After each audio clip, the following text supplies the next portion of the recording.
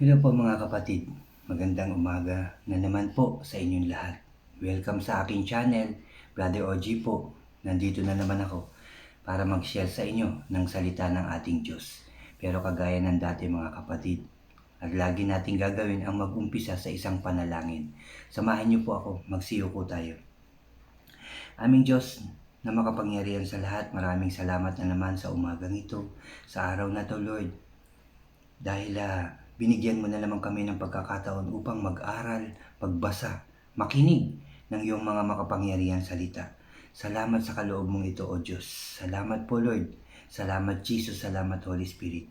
Buksan mo po ang aming mga puso't isipan upang ito'y lubusan naming maunawaan at maitatak namin sa kailaliman ng aming mga puso. Samahan mo rin po ako, O Lord, gabayan at turuan ng puro salita mo lamang ang lumabas sa aking bibig. Salamat po ulit, Lord. Pinupuri ka namin at pinasasalamatan. Lord, inaangkin na namin ang katagumpayan ng aming gawain ito. Sa tanging pangalan ng aming Panginoong Hesukristo, lahat tayo ay magsabi ng Amen and Amen. At ito po ang aking channel.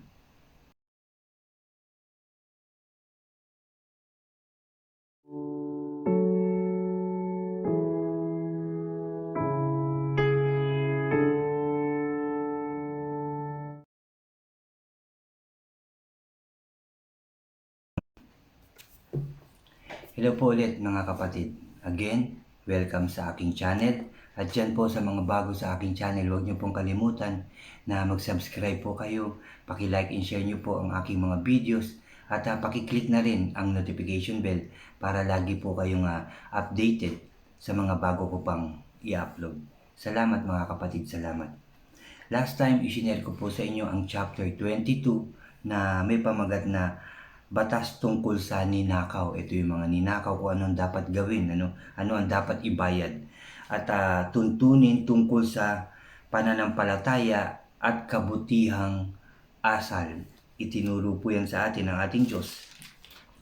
At ngayon dito mga kapatid sa chapter 23, napakarami na namang itinuturo sa atin ng ating Diyos. Ito nga sa chapter 23 may pamagat na nga ang mga tuntunin tungkol sa katarungan. Pangalawa, ang ikapitong taon at ang ikapitong araw. Susunod, ang tatlong pangunahing pista, mga kapatid. Pang-apat, mga pangako at mga tagubilin. Yan po ang ituturo sa atin ngayon ng ating Diyos. Samahan niyo po ako, mag-umpisa na po tayo. Chapter 23 verse 1 mga kapatid, ang mga tuntunin tungkol sa katarungan. Sabi dito, huwag kayong gagawa ng anumang pahayag na walang katotohanan. Sabi ng ating Diyos, huwag kayong magsisinungaling para lamang tulungan ang isang taong may kasalanan. Huwag kayong magsisinungaling para lamang tulungan ang isang taong may kasalanan, ano? Huwag kayong makikiisa sa karamihan sa paggawa ng masama o sa paghadlang sa katarungan. Huwag kayong makikiisa sa paggawa ng masama o sa paghadlang sa katarungan.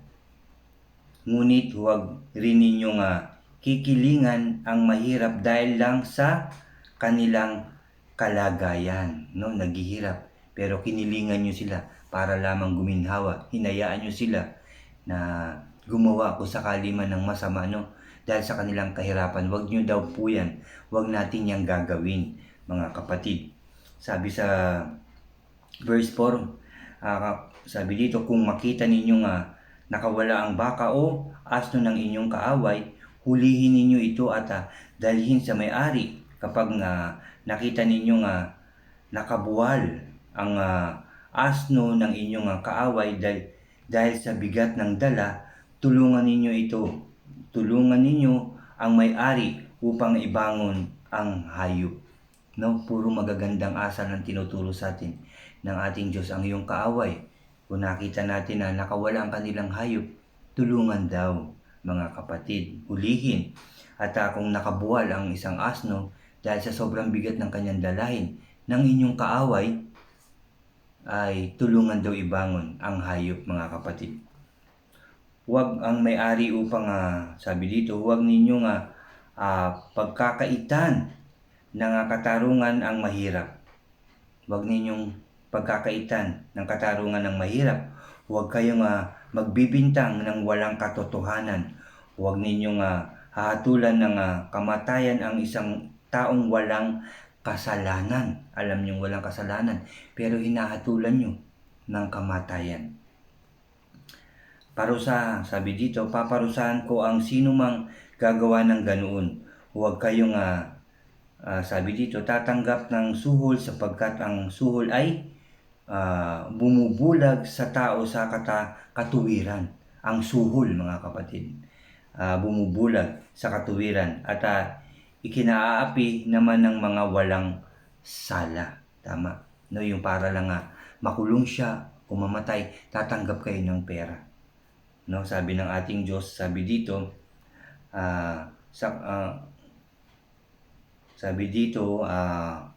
ito daw ay ikinaapi naman ng mga walang sala, no? Nagiging api sila. Wala silang kasalanan pero isinasadlak. Pinupush na makulong, pinupush na mapatay o mabigyan ng kasalanan, ano? Dahil yun sa mga suhol, mga kapatid. Sabi dito, huwag ninyong aapihin ang mga dayuhan. Naranasan na ninyo ang maging dayuhan sapagkat kayo man ay naging dayuhan din sa Ehipto.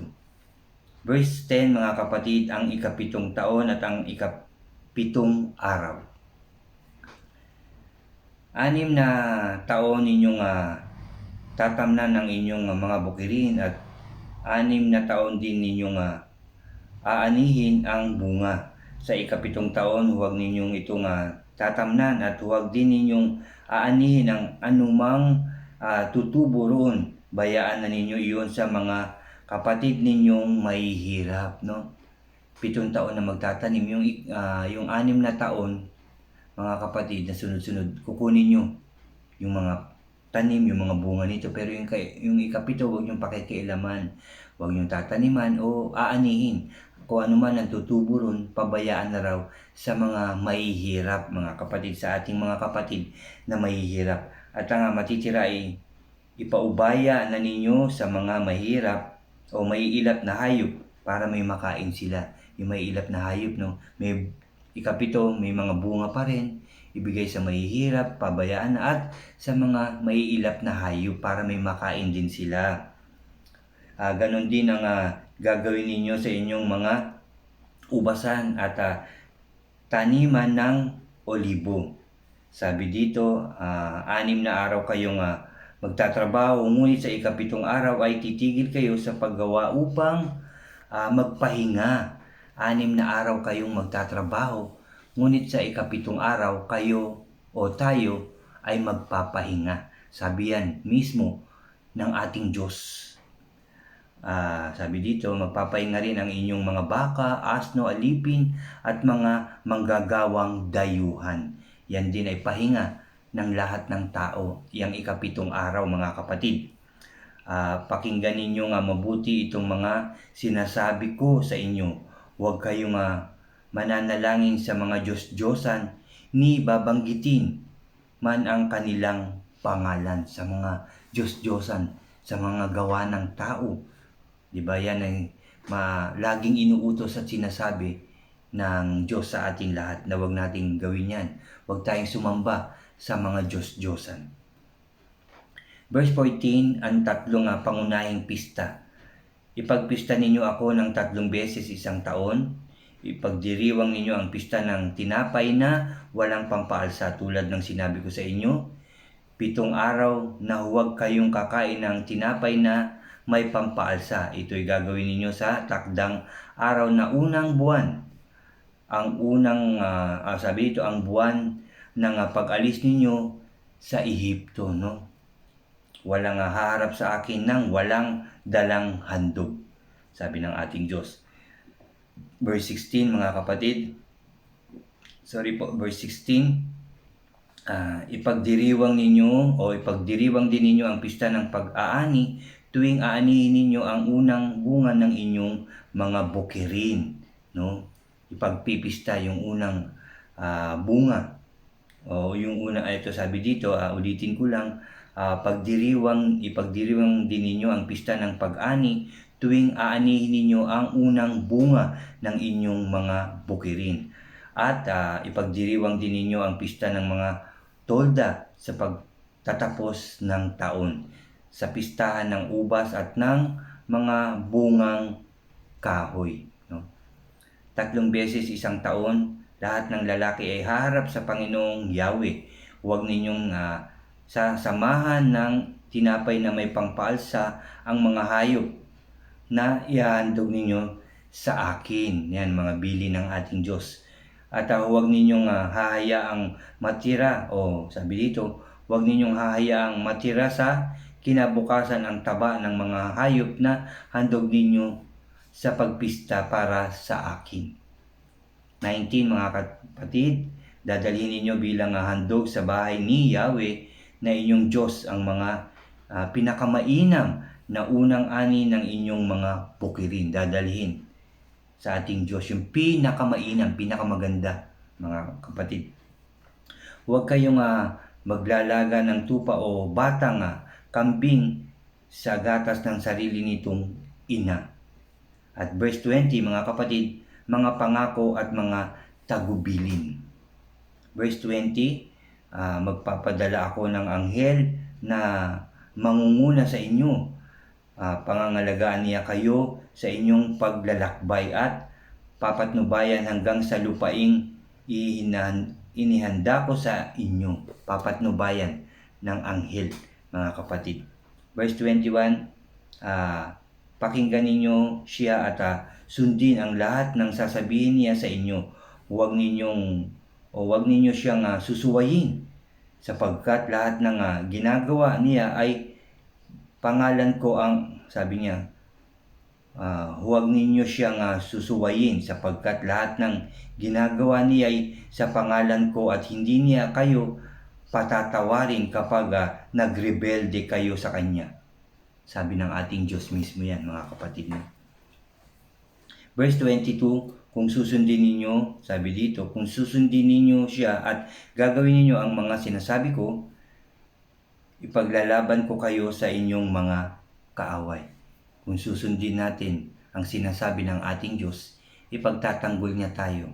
Sabi niya, ulitin ko lang ito, mga kapatid, kung susundin ninyo siya at gagawin ninyo ang mga sinasabi ko, ipaglalaban ko kayo sa inyong mga kaaway. Amen.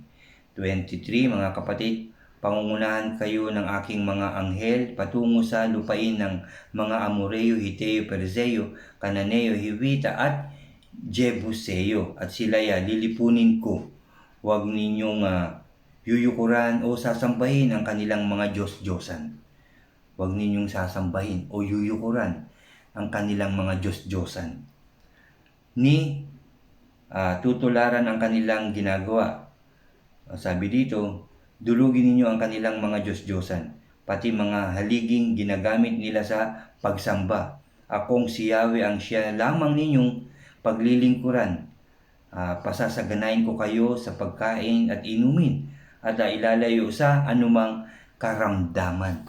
Kung susundin natin at sasambahin natin, mamahalin natin ang buong puso at kaluluwa ang ating Diyos.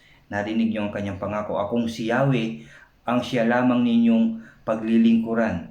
Pasasaganahin ko kayo sa pagkain at inumin at ilalayo sa anumang karamdaman. Amen. Pangako yan ng ating Diyos. Sabi dito, isa man sa mga babaeng Israelita ay walang makukunan o mababaog at bibigyan ko kayo ng mahabang buhay. Amen. Amen. 27, mga kapatid, dahil sa gagawin ko, masisindak ang lahat ng haharap sa inyo. No, masisindak ang lahat sa gagawin ng ating Diyos dahil poprotektahan, gagabayan, no, ng ating Diyos. Malilito ang mga bansang makakalaban ninyo at magtatakbuhan dahil sa takot. Habang kayo'y papalapit, gugulin ko ang inyong mga kaaway at papalayasin ko ang mga Hivita, Kananeo, Hiteo sa kanilang lupain. Hindi ko muna sila, sabi dito, paalisin lahat sa loob ng isang taon para hindi mapabayaan ang lupain at nang hindi dumami ang mga mailap na hayop. 30, unti-unti ko silang sabi dito, unti-unti ko silang papaalisin hanggang sa dumami ang inyong mga anak. Ang magiging hangganan ng inyong lupain ay mula sa dagat na pula hanggang sa dagat Mediteraneo, sabi ng ating Diyos. At mula sa ilang hanggang sa ilog Euphrates, ipalulupig ko sa inyo ang mga taga roon, sabi dito, at sila'y inyong palalayasin. Huwag kayong makikipagtipan sa kanila o sa kanilang mga Diyos-Diyosan. Huwag ninyo silang, sabi dito, patitirahin kasama ninyo sa lupaing sasakupin ninyo. At baka mahingkayat nila kayong magkasala sa akin kapag pinaglingkuran ninyo ang kanilang mga Diyos-Diyosan. Yun ang magiging simula ng inyong kapahamakan kapag sumamba sa mga Diyos-Diyosan. Yan ang napakaraming sinasabi, bilin at tinuturo sa atin ng ating Diyos ngayong umagang ito, mga kapatid, sa akin, sa inyo at sa ating lahat. Marami siyang bilin sa atin. Yung magagandang asal na huwag kayong magsisinungaling para lamang tulungan ng isang taong may kasalanan. Yan ang mga tinuturo sa atin. Tapos yung ang ikapito, yung tungkol sa pag-aani. Sinasabi yan sa atin ng ating Diyos na 7 taon, yung 6 na taon aanihin, yung pampito hayaan kung ano man ang tutubo ron, ibigay sa mga kapatid na may hirap at sa mga hayop na mailap. Ang 3 pangunahing pista, ipagpista ang ating Diyos, yung unang ani, yung pinakamainam, iaalay sa ating Diyos. At inulit na naman ng ating Diyos, 6 na araw na magtatrabaho, ang ikapito ay magpapahinga ang mga tao, mga pangako at mga tagubilin ng ating Diyos. Na yun nga na sinasabi na huwag tayong sasamba sa mga Diyos-Diyosan, mga kapatid. Huwag makikisama dyan. Huwag yuyukuran ang mga yan. Yan ang bilin, tinuturo sa atin ng ating Diyos ngayon, mga kapatid. Magtiwala tayo sa ating Diyos. Diyos lamang ang ating sambahin, lapitan, hinga ng tulong. At siguradong papakinggan po niya ang lahat ng taong totoong lumalapit, nagtitiwala at sumasampalataya sa Diyos na buhay.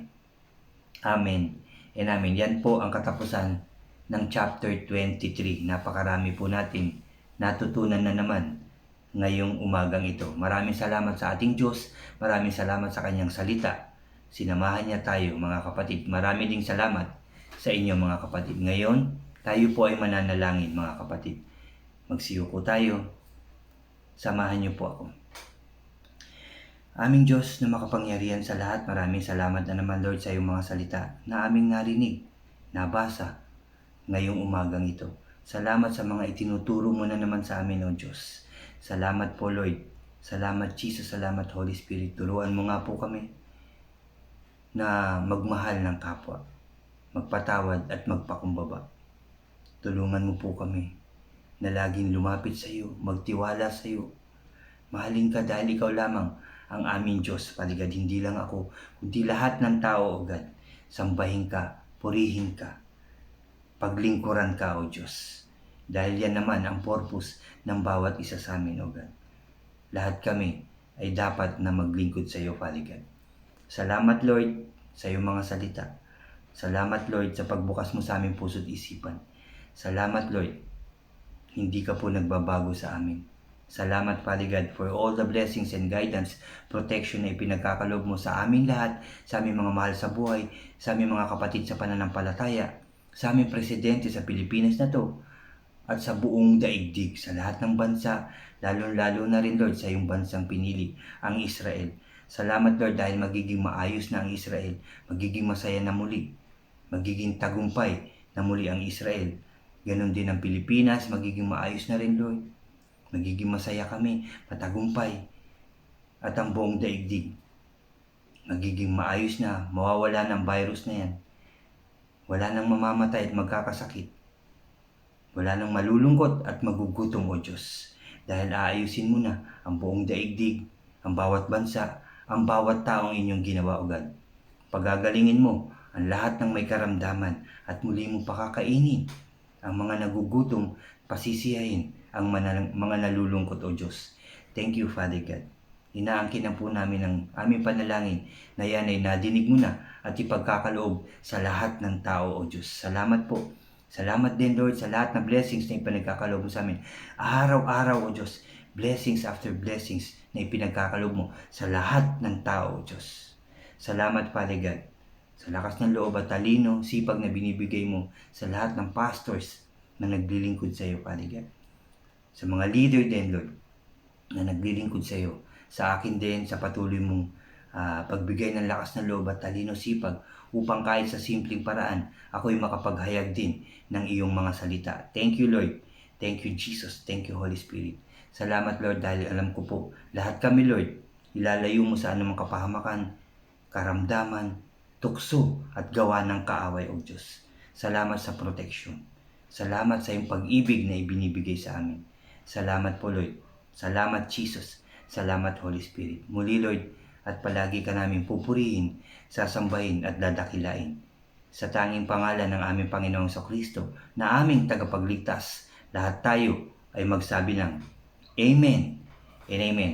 Amen po, mga kapatid. Salamat muli sa ating Diyos. May pinaalala na naman siya sa atin. Tinuruan na naman niya tayo. Salamat sa ating Diyos. Salamat sa kanyang salita. At salamat din sa inyong lahat, mga kapatid. Salamat po. God bless po sa inyong lahat. God bless po sa ating lahat. Mabuhay po tayo sa pangalan ng ating Panginoong Hesus Kristo. Ang kapayapaan ay sumaating lahat. Salamat po.